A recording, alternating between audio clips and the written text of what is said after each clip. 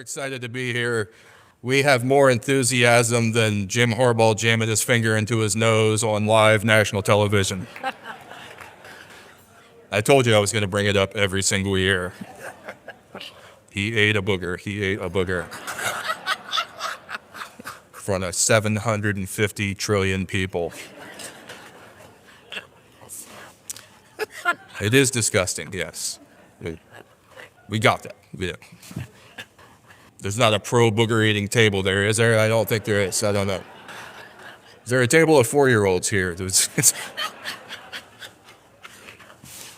I love this show mostly because my work came up with a thing called volunteer time off.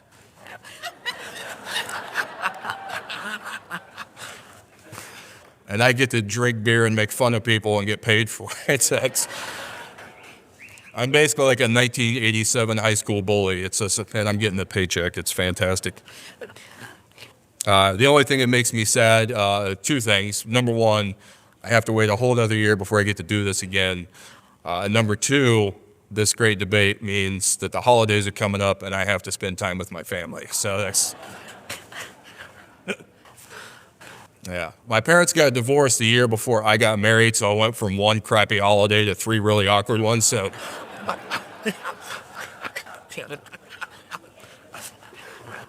Great. You always have to go to the oldest person in your family's house, right? You old people know. What do you control? What do you control? 2 things. What do the oldest people in the house control for every holiday? The TV and the thermostat. You're 100% right. Which means for my family, we're going to Grandpa's house, where we're going to watch the Senior PGA Golf Tour reruns at a nice, cool, comfortable 87 Hellfire degrees.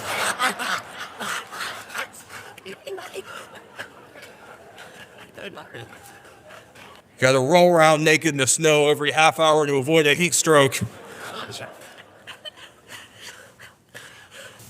Like, son of a bitch, I smell cheesy potatoes. I'm going back in.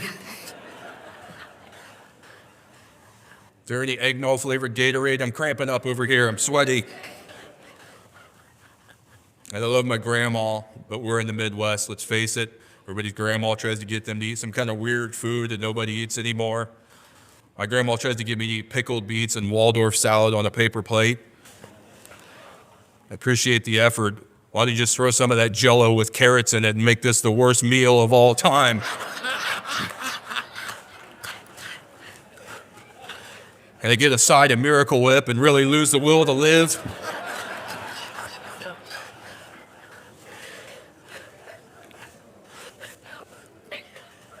And everybody's grandma, especially in the Midwest, what do they have? They have that 55-gallon drum of Neapolitan ice cream out in the deep freeze. And the chocolate and strawberry have been gone since 1993. It's just this frozen freezer burnt vanilla mohawk in the middle.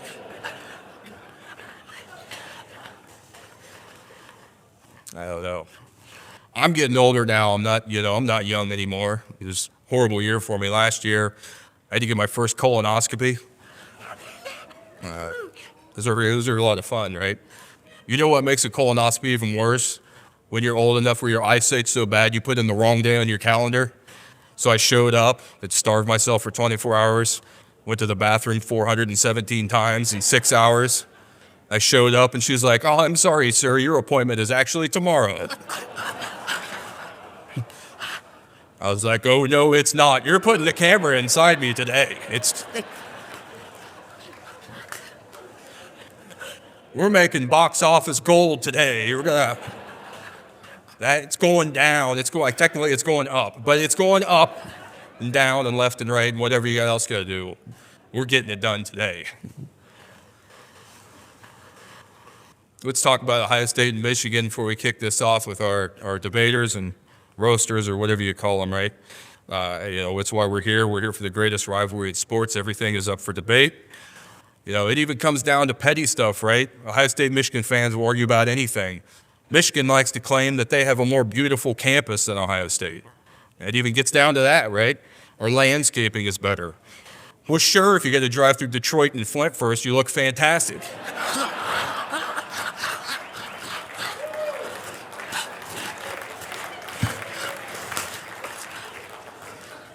get a cool, refreshing drink in Flint, and then swing by Detroit, watch crime stories in real time. It's going to be... I missed my murder podcast this week. Just drive on over to Detroit.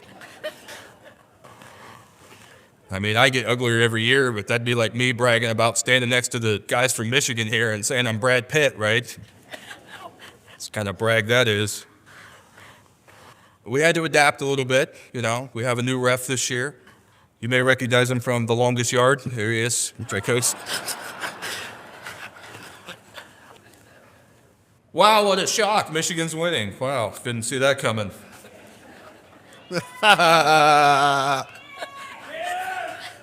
Your next comedian to come to the stage is me. So here we are. I remember when I said the part about booking comedians was fun as a dry wedding reception? Well, that's why I'm on twice. So here we are. So I'm glad to be here. This is my 17th Great Debate.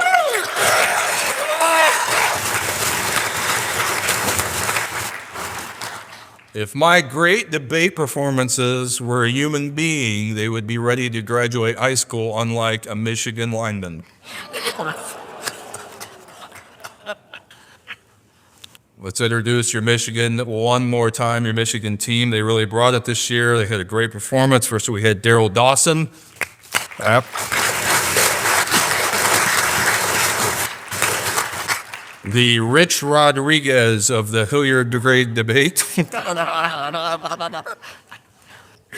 Rich and Rodriguez aren't two names you typically hear together. It's kind of a strange combo.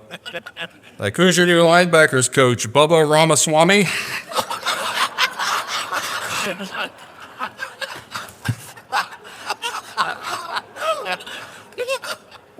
Yeah, you should check out our new special teams coordinator, Cooter Biaka Batuka.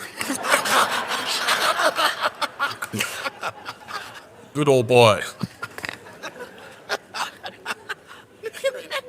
Alex is here making his first debate, and I'm very excited because he was equally as hated as Daryl Dawson immediately. Very good performance. Very good performance. Now, I learned a little bit about Alex before the show. He runs a Michigan sports podcast. So for the upcoming Thanksgiving holidays, if you want to get the in-laws the hell out of your house, just fire up the old Michigan Sports Podcast, and they'll be out of there before the turkey's done. Nikki is here. I don't want to overshare, but I'm very proud of Nikki. She had a lot to go through to get here. She recently had surgery, so it was a very bold performance from her, coming all the way here. Let's give it up for her. You can clap for that.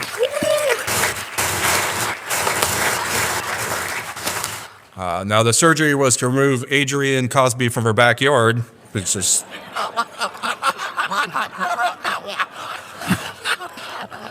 Non-medical people call it a restraining order, but, whatever. Blink twice if you need help, Nikki. Blink twice.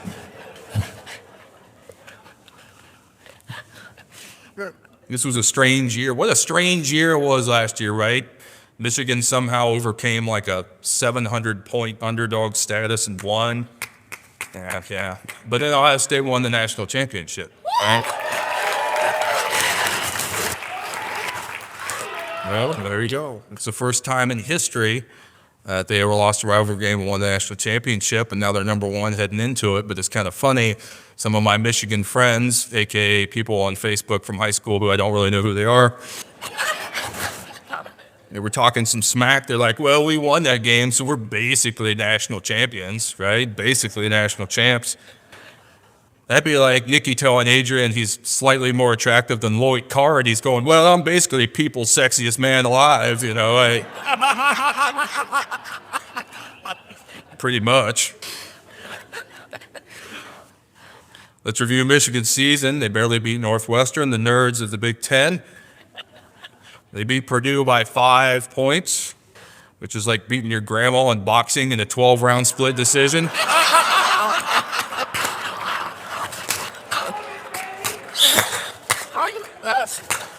Hey. I say little hands. You should see my grandma. Little hands. You're from West Virginia. Her calves are bigger than mine. It's a tough fight. That's a brawl. I mean, Michigan football season is basically like someone offers you a beer and then hands you a nice cold O'Doul's. I'm good. I'm good.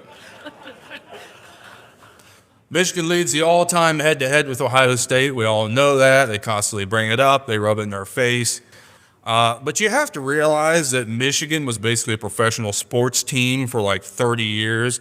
Ohio State did not even have a football stadium until 1922. They played 22 games before Ohio even had a stadium, right? And they had 2 ties. That's almost more embarrassing. They racked up 20 years. It's like Darryl beating Brady Hoke in a hot body contest and telling everybody he won the Arnold Classic. That's what it's like. Weren't even trying. Be like Greg going to Bexley and telling everybody he just got back from the Holy Land. You know, it just doesn't.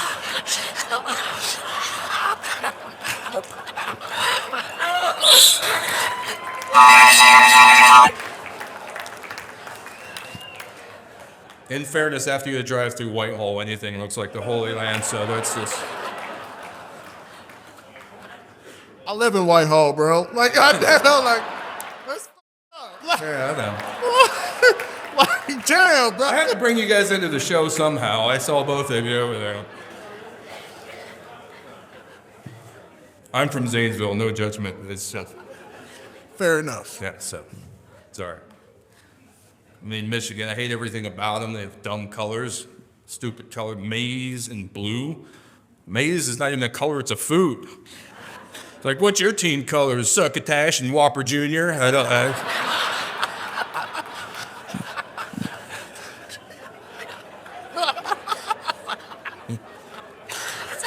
Raisin Cane's box combo red. Stupid. Sounds like something Oregon would do with their 560 uniforms that all look like ass.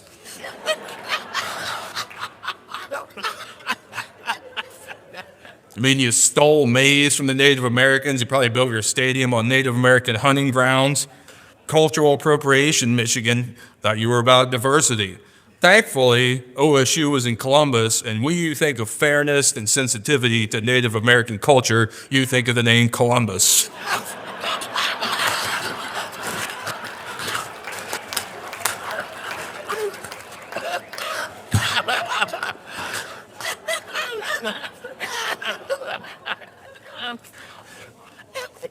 I'm just up here volunteering, everybody. just rolling with it. I'll leave you on this one because we had a weird debate. We had a lot of curveballs, you know, but I was looking for something deeper. I mean, Michigan is just kind of like the lukewarm water of the Big Ten. They're okay, I guess, if you're thirsty, you know. Looking deeper, I had to find some more facts out about Michigan. I didn't realize this, but on Wikipedia it said Michigan actually banned women and children from the field until 1968. Yeah, probably to keep them safe from their players. I mean, I would guess. Illegal block in the back. It's on Wikipedia, so it's got to be true, all right? Saw it on the internet. Has that ever let us down before? But even more interestingly, is I found this out in 2008, a group of disabled veterans had to sue the University of Michigan for wheelchair access to the big house. Yeah, and they won the case. And all I could think was, haven't you suffered enough for the United States of America? Now you gotta watch that crap live?